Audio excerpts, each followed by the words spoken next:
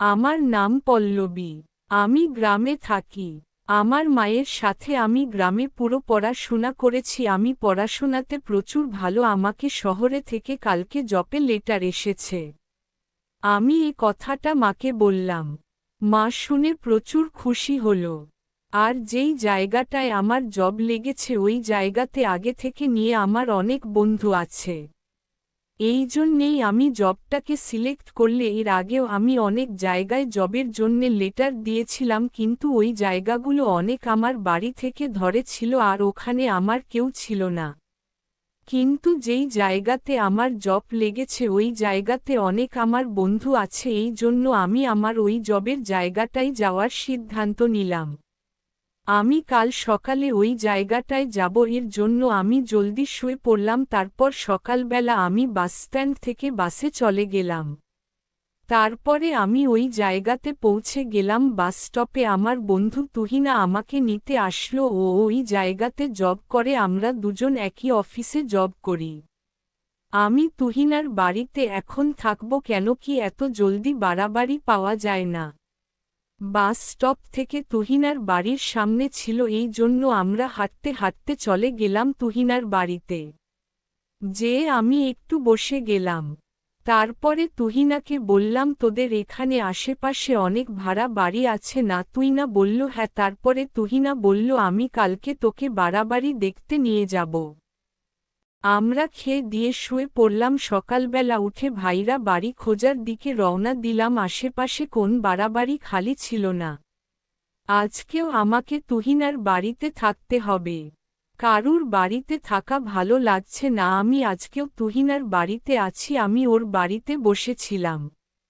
তুহিনা বলল, খাবি না কালকে? তারপরে আমাকে অফিসত যেতে হবে। তারপরে আমি আর তুহিনা খেয়ে দিয়ে শুয়ে পড়লাম। সকালবেলা উঠে দেখলাম আমার পাশে তুহিনা নিয়ে আমিও পুরো বাড়িতে খুঁজতে লাগলাম। হঠাৎ তুহিনের ফোন আসলো। তুহিনা বলল, আমি জল দিতে তোকে বলতে ভুলে গেলাম, আমি অফিসে আছি। তারপরে আমি বসেছিলাম, বসে থাকতে ভালো লাগছে না। আমি একটু বাইরের দিকে বেরালাম। চলতে চলতে অনেক দূর চলে এসেছিলাম। একটা বোর্ড যে তাই লেখা আছে নাম্বার, আর নিচে লেখা আছে ভাড়া বাড়ি, চাইলে এই নাম্বারটাই ফোন করুন। আমি নাম্বারটাই ফোন করলাম। একটা বৃদ্ধ লোকের গলা। বলল, কি চাই? আমি বললাম, আমাকে বাড়াবাড়ি চাই। লোকটা বলল একটা অ্যাড্রেস দিল। আমিও অ্যাড্রেসটায় চলে গেলাম। যাওয়ার পরে লোকটা আসলো। তারপরে ও বাড়ির তালাটা খুলল। বাড়ি তো অনেক বড় ছিল। আমি লোকটাকে বললাম, এত বড় বাড়িতে কেউ থাকে না? লোকটা বলল, না, আমাকে বাড়িটা খুব ভালো লেগেছে, আমি বাড়িটা নিয়ে আর ভাবলাম। তারপরের দিন আমি তুহিনাকে নিয়ে বাড়িতে আসলাম। তুহিনাকেও দেখে বাড়িটা ভালো লাগলো। আমরা দুজনে বাড়ি থাকে সাফ করতে লাগলাম। বাড়িতে সাফ করার পর আমি আমার জিনিসপত্র এনে রাখতে লাগলাম। এই জিনিসপত্রের মধ্যে আমার একটা প্রিয় জিনিসও আছে, যেটা হচ্ছে আমার একটা মাছের অ্যাকুয়ারিয়াম। তারপরে আমরা দুজন মিলে পুরো ঘরটাকে সাফ করে জিনিসগুলো নিজের জায়গাতে রেখে দিলাম। আমি তুহিনাকে বললাম, আজকে আমার সাথে শুয়ে পড়। তুই না বলল, না শুলে হবে না, আমার বাড়িও যেতে হবে। তারপরে আমি বললাম, কালকে আমিও অফিস যাব। তুহিনা বলল, ঠিক আছে। আমি শুয়ে পড়লাম। তারপরে আমি অফিসে যাওয়ার জন্য তুহিনাকে ফোন করলাম। তারপরে আমি আর তুহিনা একসাথে অফিসে চলে গেলাম। অফিসে আজকে একটু জলদি ছুটি হয়ে গেছে।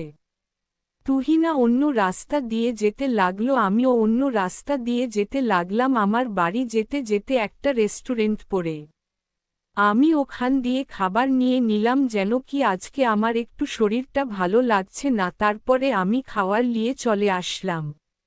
আস্তে আস্তে হঠাৎ আমার জুতোটা ছিঁড়ে গেল। আমি একটু দাঁড়িয়ে দেখলাম, হঠাৎ একটা লোক এসে বলল, কি নিয়ে যাচ্ছিস? কি আছে ওর ভিতরে? আমি কিচ্ছু বললাম না। আমি ভাবলাম পাগল হবে। তারপরে আমি বাড়ি চলে আসলাম। আসার পরে আমি আমার মা ছেলেদেরকে দেখতে দেখতে খাবারটা খেয়ে নিলাম। তারপরে আমি ঘুমিয়ে পড়লাম।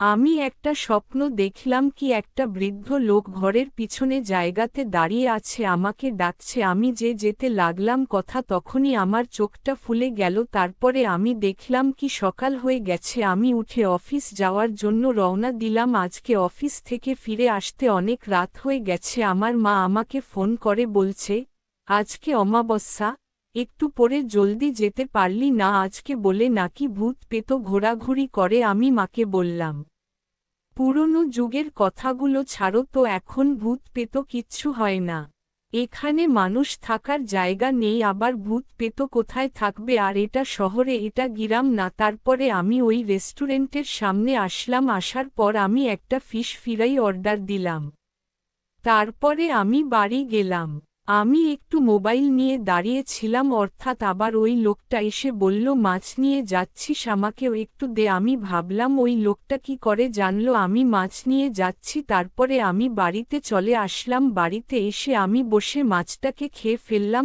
তারপরে আমি আমার থালাগুলো আমার কিচেনে নিয়ে চলে গেলাম তারপরে আমি বসেছিলাম আমি মোবাইল চালাচ্ছিলাম হঠাৎ আমার দরজাল ঢোকার আওয়াজ আসলো আমি গিয়ে দেখলাম কেউ নেই তারপরে আমি আবার বসলাম আবার দরজা তোকে আর আওয়াজ আসছে কিন্তু এইবারে অনেক জোরসে আমি এইবার দরজাটা খুলে দেখলাম ওই বুড়ি মহিলাটা দাঁড়িয়ে ছিল বলছে মাছ খেয়ে নিলি একা তারপরে দরজা খুব জোরছে যেমনই লাগলো দরজাটা ভেঙে দিবে আমি মাকে ফোন করলাম আমি মাকে সব ঘটনা বললাম আমার শুনে বলল ওইটা কোন মেয়ে নয় ওইটা হচ্ছে একটা পেতনি তুই ওর মাছ খেয়ে নিয়েছিস তোর কাছে মা আছে আমি বললাম আমার মা বলল তাহলে আমি দেখলাম আমি আমার সভাতে বসে আছি বাজার আমার সামনে গেল আমি বাইরে ভাবলাম দেখলাম আমার সামনে একটা ছায়া মূর্তি দাঁড়িয়ে আমি আমার মাছের কাছে গেলাম আমি অজ্ঞান হয়ে গেলাম আমার মাছের এসে একটাও মাছ নেই আমি বুঝতে পারলাম এগুলো কোন স্বপ্ন ছিল না